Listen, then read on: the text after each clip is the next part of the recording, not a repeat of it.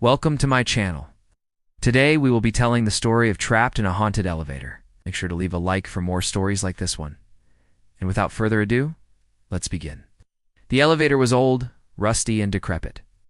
The paint was peeling off the walls and the floor was covered in dirt and grime.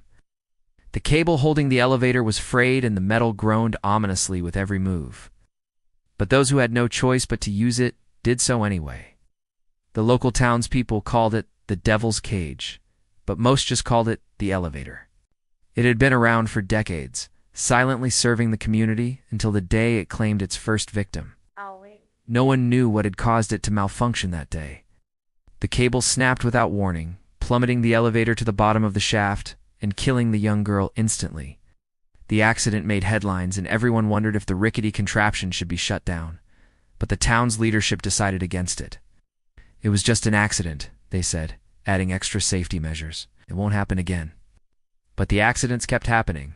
One by one, the passengers were killed, until there was no one left who would dare ride the elevator.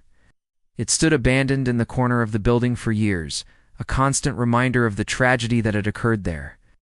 Then one day, a young man named Alex moved into the apartment above the garage where the elevator was kept. Unlike the others, he wasn't afraid of the old machine. In fact, he was fascinated by it.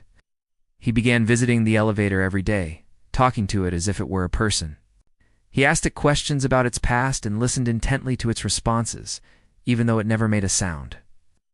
One day, Alex noticed something strange. When he touched the elevator, he felt a jolt of energy run through his body. He tried again, and this time he heard a faint voice inside the shaft. It was the elevator speaking to him telepathically. At first, the voice was weak and hard to understand, but as Alex continued to visit the elevator and talk to it, the voice grew stronger. Soon, the two were having full-fledged conversations. The elevator told Alex its story, and he listened intently. It told him about the people it had carried over the years, the accidents that had occurred, and the souls that were now trapped inside. Alex was shocked, but he wasn't afraid. He wanted to help the elevator and the souls trapped inside, so he began spending all of his time with it. He would sit in front of the elevator for hours, talking to it and trying to calm the restless spirits. At first, the elevator resisted Alex's attempts to help. It didn't think anyone could help it. It had been abandoned for so long that it had lost hope. But Alex was different. He didn't run away in fear. He didn't try to destroy it, simply sat in front of it and talked to it. Slowly but surely, the elevator began to trust Alex. It started telling him more about itself and the souls trapped inside. There were many spirits, both young and old, and they were all angry and scared. They had been trapped in the elevator for so long that they had become one with it, but with Alex's help, they began to fade away. One by one, the souls were lifted from the elevator, their angry growls turning into peaceful whispers. As the last soul was lifted from the elevator, the machine shuddered violently. Alex held on tight, but he knew that this was the end. The elevator was finally free from the souls that had been holding it captive. As the sun rose, Alex looked at the elevator one last time. It was no longer rusty or decrepit. It was clean and shiny, just like new. With a heavy heart, he walked away from the elevator, knowing that he would never see it again. But the next day, he heard a familiar sound. Ding, ding. The elevator was working again.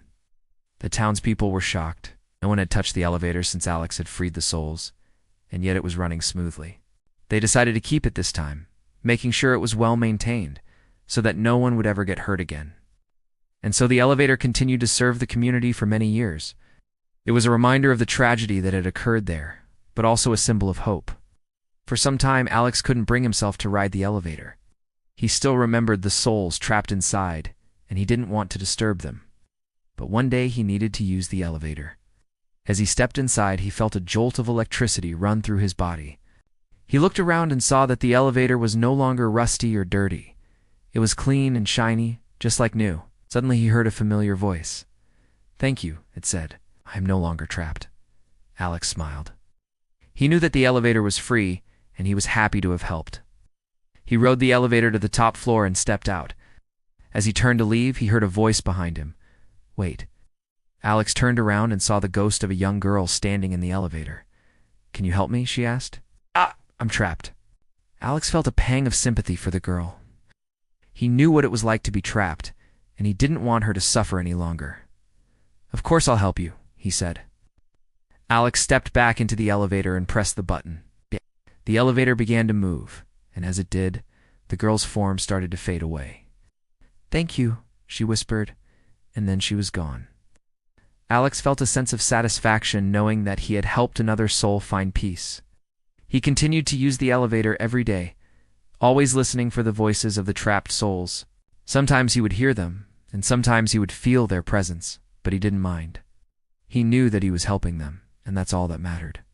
One day, Alex was riding the elevator when he heard a loud crash. The lights went out and he was plunged into darkness. Suddenly he felt a cold hand grab his shoulder, and a voice whispered in his ear, "You shouldn't have come here." Alex screamed, but his voice echoed in the shaft, and no one could hear him. Then he felt something sharp pierce his chest. He cried out in pain, but his screams were cut short as he lost consciousness. When the emergency workers arrived at the apartment building, they found the elevator shaft empty. They searched the entire building, but they couldn't find Alex anywhere. Some said that he had simply run away, while others believed that he had been taken by the elevator. Years passed, and the mystery of Alex's disappearance remained unsolved. People avoided the apartment building, fearing that the evil elevator had claimed another victim. But one day, a young woman named Sarah decided to move into the building. She wasn't afraid of the elevator. In fact, she was curious about it. As soon as she moved in, she began spending time in the elevator, talking to it, and trying to make contact with whatever was inside. At first, the elevator seemed unresponsive, but after a few days, Sarah began hearing voices. They were faint at first, but soon they were loud enough for her to understand the words. "Help us," they cried. "We're trapped." Sarah was scared, but she was also determined to help the souls trapped inside. She began visiting the elevator every day, bringing food and water to the spirits. She talked to them and sang to them, trying to make them feel comfortable. The elevator responded to Sarah's kindness. It began moving on its own, taking her to different floors and even outside the building. One day Sarah was in the elevator when the door suddenly opened. She stepped out and found herself in a dark and scary place. She was in the elevator shaft, and she realized that the elevator had taken her there. She was scared, but she knew that she had to be brave. She had to help the souls trapped in the elevator. She began walking up the shaft, and as she did, she felt the presence of the souls following her. Finally, she reached the top of the shaft and saw a ladder leading to the roof. She climbed the ladder and emerged onto the roof. Standing in front of her was the ghost of a young girl. "Thank you for coming," the girl said. "I am no longer trapped." And with that, the girl faded away. Sarah looked back at the elevator shaft and saw that it was gone. In its place was a beautiful garden filled with flowers and trees. Sarah smiled. Nice. She knew that the elevator and the souls trapped inside were finally free.